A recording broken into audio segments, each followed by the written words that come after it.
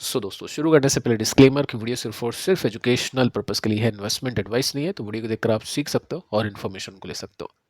तो स्टार्ट करते हैं सबसे पहले कल के बाजार के लिए जो इंपॉर्टेंट डेटा है उसके बेसिस पे, यानी उसके ऊपर डिस्कशन करते हैं, बातचीत करते हैं, साथ में फिर स्टॉक के ऊपर भी बातचीत होने वाली है। डाउ जोन्स को देखते हैं सबसे पहले, क्योंकि ये जो क्लोजिंग मिली है ये काफ़ी नेगेटिव है। आधे % की गिरावट के साथ में डाउ जोन्स बंद हो चुका है। फ्राइडे के दिन की बात कर रहा हूँ, साथ में नेस्टे को देखोगे तो यहाँ पे तो काफ़ी बड़ी गिरावट है। टोटल 1.69% की गिरावट है। 400 पॉइंट्स का झटका नेस्टेक ने लिया।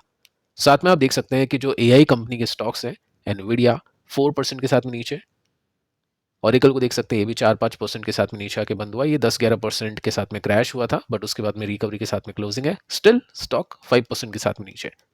रीजन क्या है इसके पीछे का?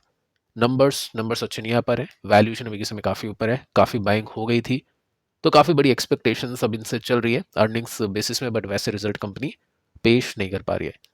यहाँ पे आप देख सकते हैं कि 11% के साथ में स्टॉक गिरा और उसकी वजह से जो बाकी एआई कंपनीज हैं उनके स्टॉक्स नीचे गए। कल के दिन एआई स्टॉक्स के ऊपर थोड़ा सा फोकस होगा इन्वेस्टर्स का, हो सकता है सेलिंग देखने को मिल जाए। लेकिन एक ऐसी कंपनी है जिसके स्टॉक में फ्राइडे के दिन बाइंग हुई, काफ़ी इंटरेस्टिंग वॉल्यूम आए और स्टॉक रिवर्स भी होने की कोशिश में है। तो कंपनी का नाम है अनंतराज। यहाँ पे आप देख सकते हैं सीधा सीधा 8% की तेजी, क्योंकि कल निफ्टी रियल्टी इंडेक्स में अच्छी तेजी बनी। इसका जो मेजर काम है रियल्टी का है, रियल एस्टेट का है, आईटी पार्क का है, साथ में डेटा सेंटर के ऊपर भी कंपनी कामकाज कर रही है। पिछले रिजल्ट की बात करें तो रिजल्ट अच्छे थे। वैल्यूएशन को देखने चले तो ऐसा कुछ नहीं है कि 50-60 का पी है, 38 का पी है, जो कि रीजनेबल हम बोल सकते हैं। साथ में देखिए टेक्निकल्स के अंदर काफ़ी अच्छे इंडिकेशन यहाँ पे देखने को मिले हैं। आप सिंपली नोट कर सकते हैं कि पिछली बार जब इसमें तेजी बनी थी तो काफ़ी अच्छे वॉल्यूम्स आए थे, स्टॉक ने यहाँ पे एक रिवर्सल दिया था और उसके बाद में अच्छी तेजी स्टॉक ने बनाई। साथ में फिर गिरावट हमने देखी लो वॉल्यूम के साथ में, और जो फ्राइडे के दिन की तेजी बनी है वो हाई वॉल्यूम के साथ में बनी है।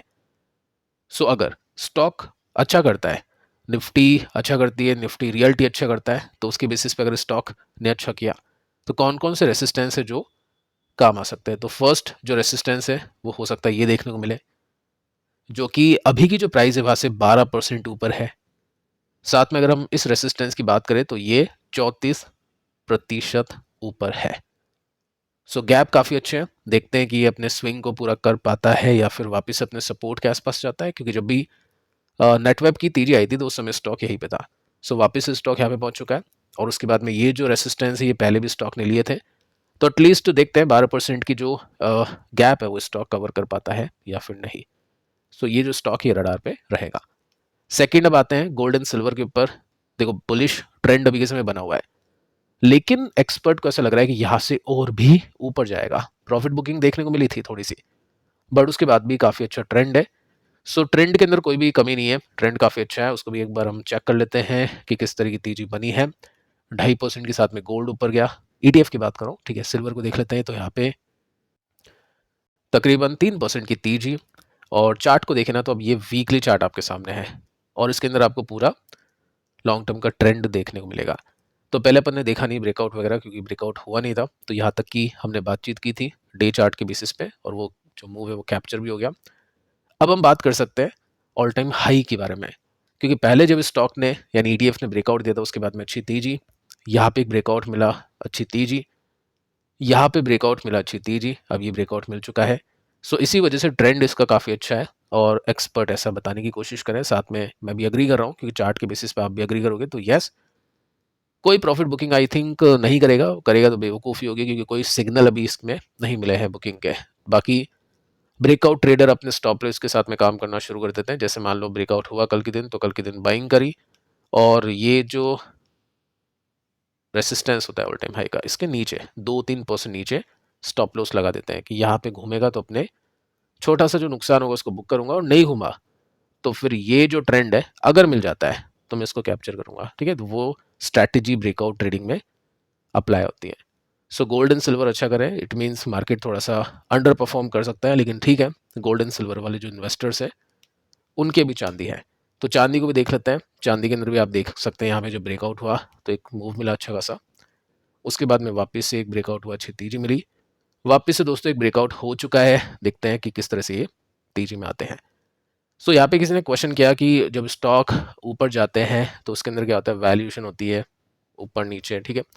तो इनके अंदर भी वैल्यूएशन होती है क्या? देखो इनके अंदर वैल्यूएशन नहीं होती है, इनमें डिमांड एंड सप्लाई चलती है। ये ब्रॉडर डेटा को देखता है, कंपनी का डेटा नहीं आता इनके पास। जैसे अपन किसी कंपनी की वैल्यूएशन को देखने चलते हैं तो पर्टिकुलर कंपनी की नंबर्स, अर्निंग्स वगैरह सब चीज़ें उसमें आती है। लेकिन यहाँ पे जो डेटा है ब्रॉडर आता है, पूरी दुनिया का डेटा देखते हैं, पूरे मार्केट का डेटा देखते हैं, तो उसके बेसिस पे ये चीज़ें चलती है। साथ में डिमांड एंड सप्लाई, चांदी की डिमांड अभी बढ़ चुकी है क्योंकि काफ़ी सारे जो ग्रोइंग सेक्टर है उसके अंदर अब चांदी का जो यूज़ है वो बढ़ने लग गया है। तो चांदी का यूज़ बढ़ेगा तो चांदी को खरीदा जाएगा तो डिमांड बढ़ेगी, सप्लाई कम होगा, लोग होल्ड कर रहे हैं, तो उसकी वजह से प्राइसेस ऊपर जाते हैं। सो जब पिटाई होगी तो पिटाई भी काफ़ी बुरी होती है, जैसे आपने यहाँ पे देखा था। सो वो सब चीज़ें चलती रहती है, आगे चल के और डिटेल में बातचीत करेंगे डिमांड सप्लाई को लेकर। बट अभी की ये सिचुएशन है कि चांदी ने और सोने ने दोनों ने ब्रेकआउट कर दिया है। अब आगे चलते हैं, आईपीओ को देखते हैं। देखिए आईपीओ के अंदर हम देखें तो मीशो के अंदर अच्छे पैसे बने, उसके ऊपर बातचीत हमने की थी। एंड कोरोना रेमेडीज, सो किस किस को कोरोना हुआ, सॉरी किस किस को कोरोना मिला, आप चाहे तो नीचे कमेंट कर सकते हैं, क्योंकि यहाँ पे 31% मिलने की उम्मीदें हैं। देखो 20% का जीएमपी था, लेकिन फिर जैसे ही मीशो के पैसे लोगों के हाथ में आए, लोगों ने इसमें अप्लाई कर दिया और उसको बढ़ा दिया, इसकी डिमांड को इंक्रीज कर दिया। तो 31% इसमें रिटर्न्स मिलने वाले हैं। इशू साइज काफ़ी छोटा था, तो हो सकता है काफ़ी लोगों को मिला नहीं हो, लेकिन जिसको मिलेगा पैसे बनेगा आपके कल के दिन। और साथ में अब हम ये देखते हैं कि इन दोनों में से कौन सा अच्छा है। आईसीआईसीआई एसेट मैनेजमेंट कंपनी और KSH इंटरनेशनल्स, ठीक है, तो दोनों को देखते हैं। सो यहाँ पे जीएमपी आप देखोगे तो आपको आईसीआईसी प्रू AMC का मिलेगा 10% ओनली, और यहाँ पे कुछ नहीं है, ठीक है। तो 10% के लिए क्या अप्लाई करना चाहिए क्या, वो तो आपके ऊपर डिपेंड करता है। पैसे है तो ठीक है, 15,000 की एप्लीकेशन है, 10% 1,500 रुपये मिल जाएंगे, कुछ करना नहीं पड़ेगा, तो काफ़ी लोग इसमें भी अप्लाई करेंगे, मुझे ऐसा लग रहा है। सेकंड एक और चीज़ इसमें हो सकती है, कभी कभी हमने ये देखा है कि जब स्टॉक 5-10% ऊपर लिस्ट होता है ना, तो लिस्टिंग वाले दिन लोग ये सोचते हैं कि चलो यार इसको खरीदते हैं। म्यूचुअल फंड की बात करते हैं, FIs की बात करते हैं, साथ में रिटेल इन्वेस्टर्स। तो उसी दिन कभी कभी स्टॉक 20% चल जाता है, कभी अगले दिन ऐसे चलते चलते ज़्यादा चल जाता है। जैसे ग्रो की लिस्टिंग की बात करें, कुछ खास नहीं था, उसके बाद में तीजी बनी, देखो पिटा भी वो, लेकिन ये जो तीजी बनेगी ना, अगर लिस्ट होता है उसके बाद में चलता है, उस मूव को कैप्चर करने के लिए लोग अप्लाई कर सकते हैं। अब वो कैसे हो सकता है, एक बार अपन उसको देखते हैं। सबसे पहले इशू साइज है 10,602 करोड़ का, बड़ा साइज है, मिल सकता है, ठीक है। साथ में हम ये देखते हैं कि EPS कितना है इसका, 53 का है, लेकिन लिस्टिंग के बाद में इसका EPS होगा 65, और उसकी वजह से जो आज इसका P रेशियो है 40 का, वो घट के 33 का होगा। अब ये 33 पर महंगा है या सस्ता है उसको चेक कर लेते हैं, या 40 पर सस्ता महंगा है उसको चेक कर लेते हैं। कैसे करेंगे, बाकी जो कंपनीज है उनकी वैल्यूएशन को देखेंगे, तो उनकी वैल्यूएशन आपके सामने है, 40-40 के दो है HDFC निपॉन, 25 के आसपास के दो है आदित्य और UTI। कैनरा की बात करें तो 31 का पी है इसका। इसका मतलब यह है कि जिसका मार्केट कैप ज़्यादा है, ये जो बड़ी कंपनी है, उनको बाजार ने 40 पर खड़ा कर रखा है, यानी HDFC और निपॉन। इनके फंड्स बहुत अच्छा करे, HDFC mid cap, flexi cap, ये काफ़ी लोग खरीदते हैं। निपॉन की 20 यानी जो ETFs अगर हम देखते हैं ना, वो सब निपॉन के, तो उसके पैसे निपॉन के हाथ में आते हैं, तो वो सब हो गया। निपॉन के स्मॉल कैप के अंदर काफ़ी इन्वेस्टर है, सो इनके नंबर्स अच्छे आ रहे हैं, तो इनको 40 पे रखा हुआ है। आदित्य के म्यूचुअल फंड काफ़ी कम लोग खरीदते हैं, UTI के अंडर परफॉर्म करते हैं मेजरली, सो वो भी काफ़ी कम लोग खरीदते हैं, तो उसके बेसिस पे इनको पी दे रखा है। तो ICICI का 40 का पी है, लेकिन जब ये लिस्ट होगा तो 33 का होगा, तो जो 7 का पी है ना, उसको कैप्चर करने के लिए हो सकता है स्टॉक थोड़ा और चले, ठीक है। ऐसा नहीं है कि चलेगा नहीं चलेगा, वो अलग बात है। बाकी देखते हैं, क्या पता वो GMP के अंदर ही कुछ दिनों में ये सब चीज़ें बढ़ जाए। और इसकी डेट कब तक है, 16 तारीख तक डेट है, ठीक है। तो अभी तो कल परसों तक का दिन है, तो इसको चेक कर सकते हैं। अगर आपको लगता है कि इसमें अप्लाई करना चाहिए तो फिर इसको देख सकते हैं।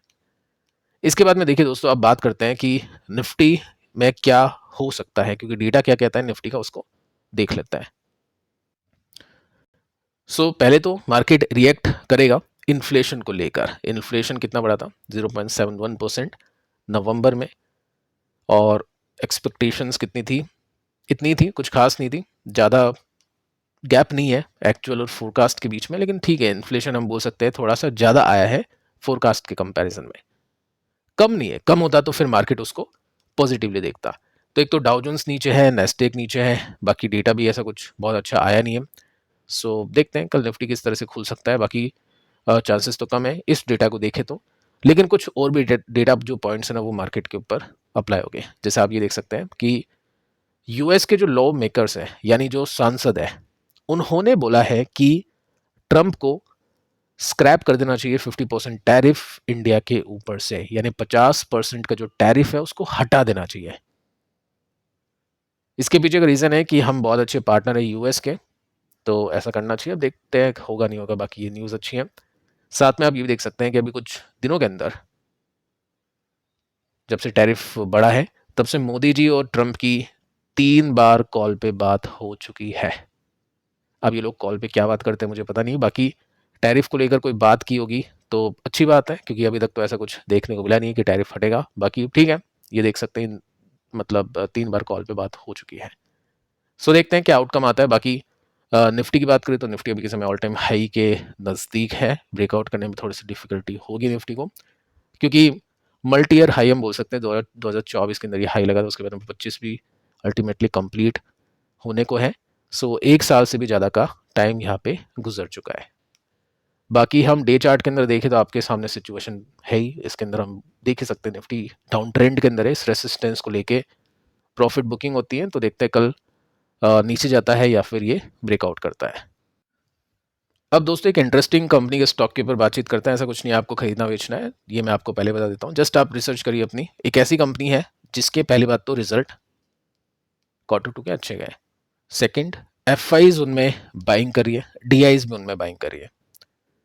एक और पॉइंट है कि वैल्यूएशन भी ऊपर से काफ़ी कम हो चुकी है। कंपनी का नाम है मेड प्लस हेल्थ सर्विस, इसको हम दवाइयों का डीमार्ट बोल सकते हैं। 1% के साथ में स्टॉक नीचे गया था, 49 का पी है, 10,000 करोड़ का मार्केट कैप है, और जो 49 का पी है ना वो एक टाइम पर हुआ करता था 250 के आसपास। फिर नंबर्स अच्छा है और इसकी जो वैल्यूएशन है वो नीचे जा रही है। अब मार्केट देखते हैं इसको कहाँ पे सही रीजनेबल मानता है, उतनी ही इसकी वैल्यूएशन मार्केट गिराएगा। सो बाकी तो अभी तो काफ़ी वैल्यूएशन इसकी गिर चुकी है। नंबर्स अगर हम इसको देखें तो पिछले 3 क्वार्टर से नंबर्स अच्छे आ रहे हैं। स्टॉक एक ट्रेंड के हिसाब से चल रहा है, वो आगे चल के देखते हैं।